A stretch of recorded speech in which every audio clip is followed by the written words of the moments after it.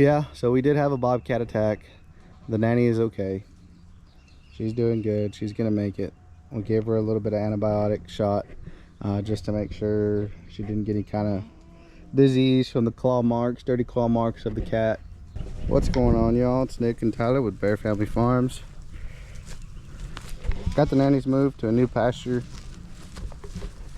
We've got, I don't know, maybe 100 or so in here, plus their kids.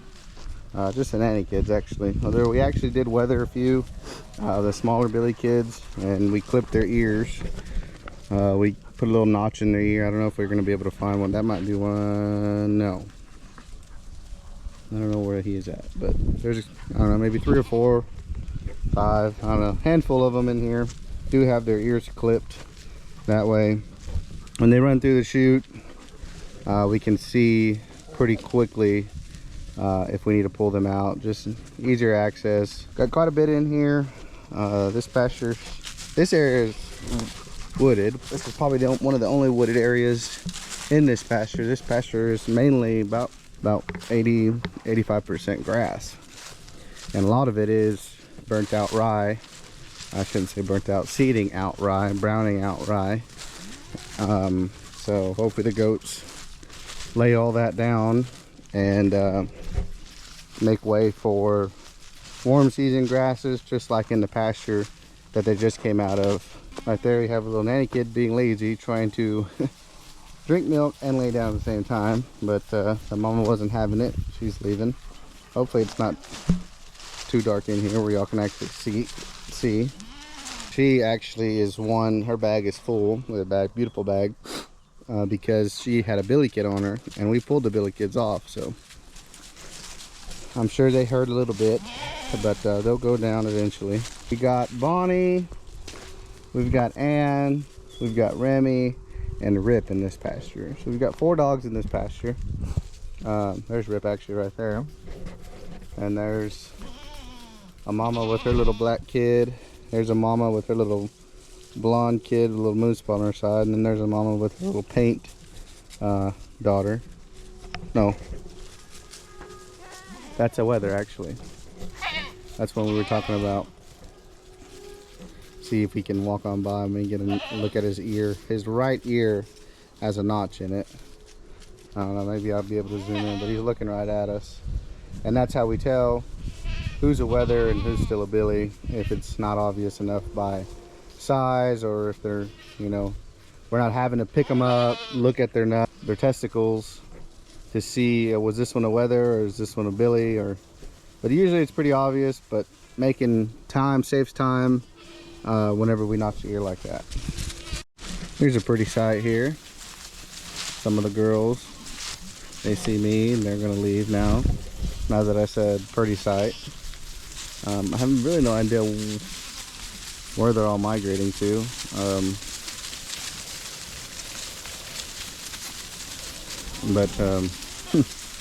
Yeah, they're really interested in something. Even the ones in the back are coming.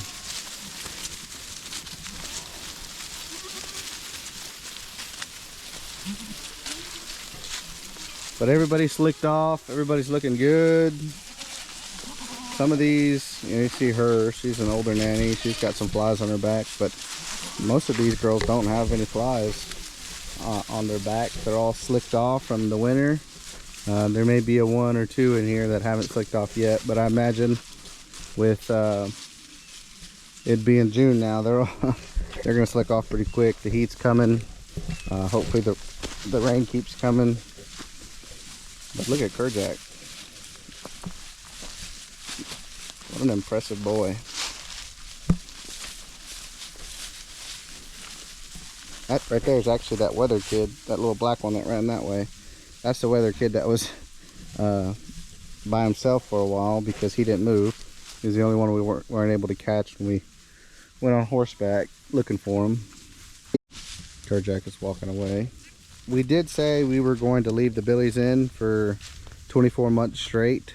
Now that we thought about it the other night, me and Tyler were talking, and we tried kidding one time in February and it did not go well. So we think we're going to pull him off, or pull the billies off at the end of June.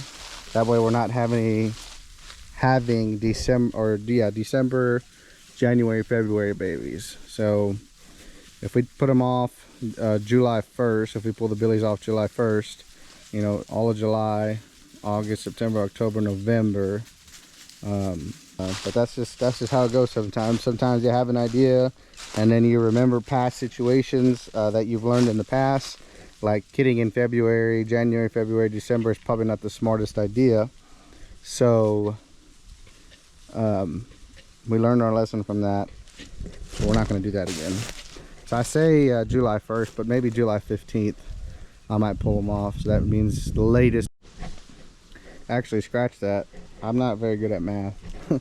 So we're actually going to pull off the billies June 15th. That way the latest we have kids is going to be November 15th. I don't want kids December 15th, but I think I can handle kids being born November 15th. So that gives them a month to get up and at them and before the real cold hits. So there's a good looking nanny there. That's what is she? Black tag. She's a 21 model. Yeah, 21 model. She's also a 21 model. That's her second kid. Little, actually, is that? No, that's not her.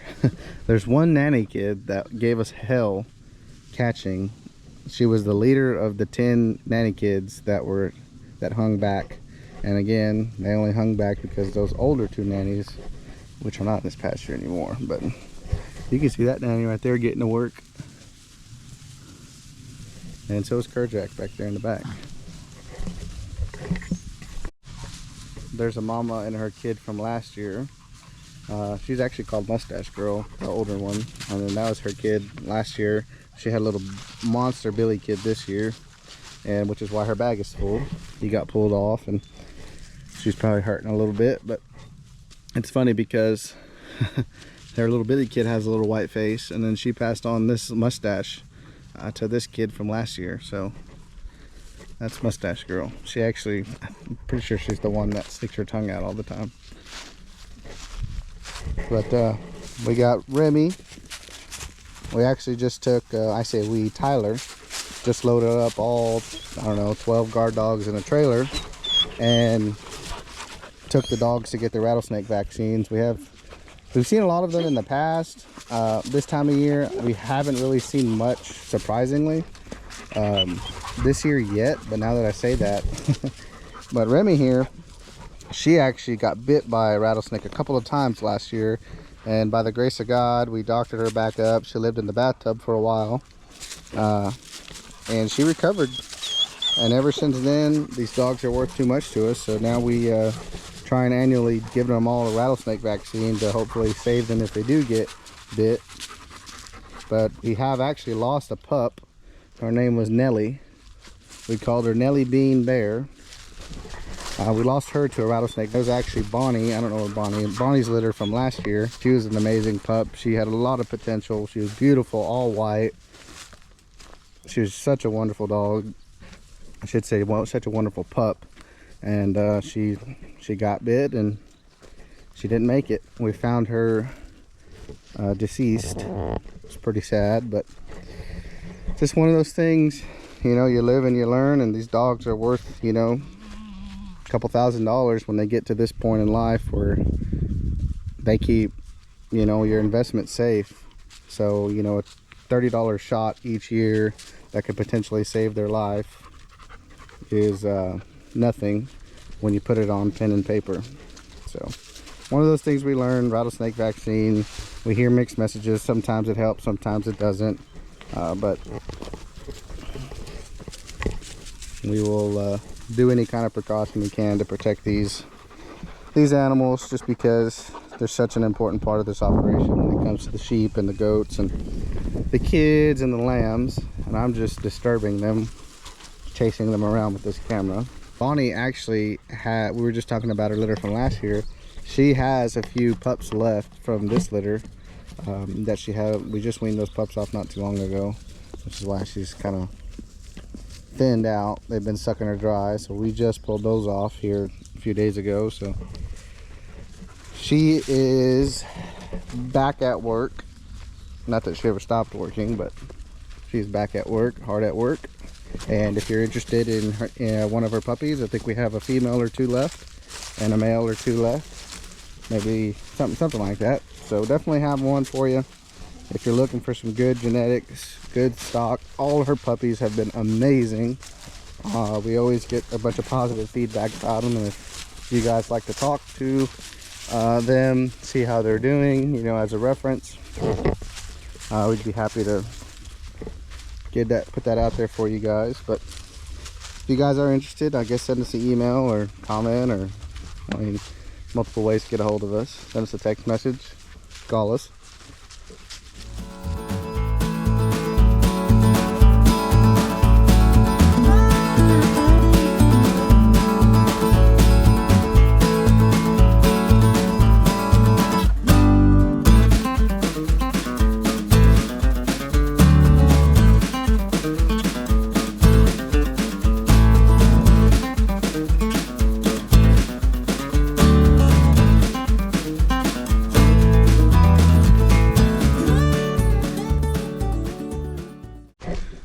Downside about this pasture is there's no water in this pasture, so we actually have to haul it in with our trailer, and it's kind of way back in here. A lot of creek beds you got to pass and whatnot, but we got it back here, and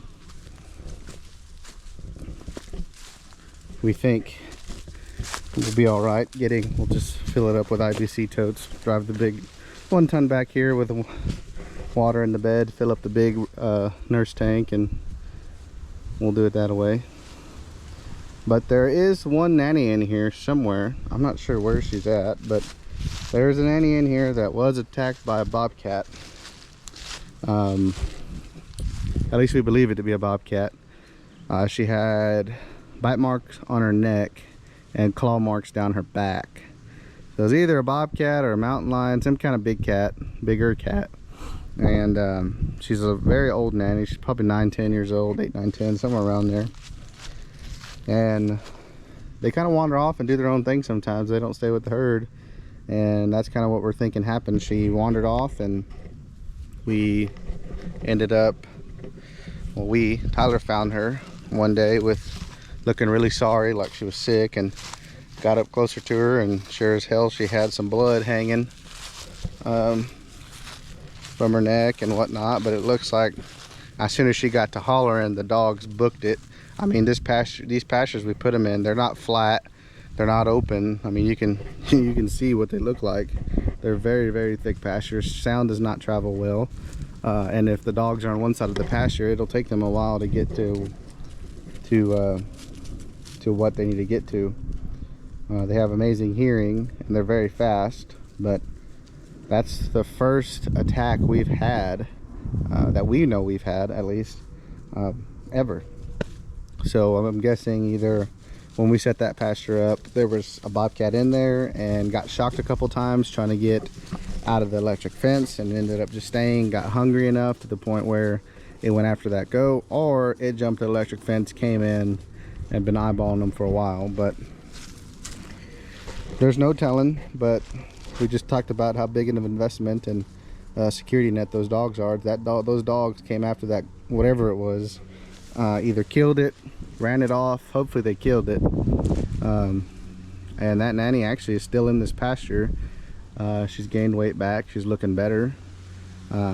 She's still raising her kid. I believe I don't know if she had twins. I know she had at least one. And she still raised her kid. She's still raising her kid. So that right there, that alone paid for those rattlesnake vaccines, paid for that nanny, and paid for that kid. So people that say, oh, I don't need a dog, or I don't need a guardian, that right there, you pay $1,500 plus for a guard dog. That one instance just paid for himself. And I know there's dog feed involved and stuff like that, but it adds up quick. I know those bills add up quick, but it's definitely worth it for the things they do unseen when you're not out here, and the things they do that you notice. Just like Bonnie was left in a big old pasture by herself, found that one kid that was left behind, and laid with them all night till we were able to get back out here in the morning with Flynn, get him caught and moved over here. He's a twin to that nanny over there. That's a twin, that's a doeling, nanny kid. And Nera there is the mom to the Billy kid. I have no idea where the Billy kid is, but we let him go in here. He's probably super stressed out. I'm sure he will scream for his mom here in a little bit. I say Billy kid, I should say weather kid. But yeah, so we did have a bobcat attack. The nanny is okay. She's doing good. She's gonna make it. We gave her a little bit of antibiotic shot just to make sure she didn't get any kind of disease from the claw marks, dirty claw marks of the cat. There's our nurse tank. I'm actually trying to get this hooked up. We got our mineral over here, water, dog feeders. Fence is off right now, so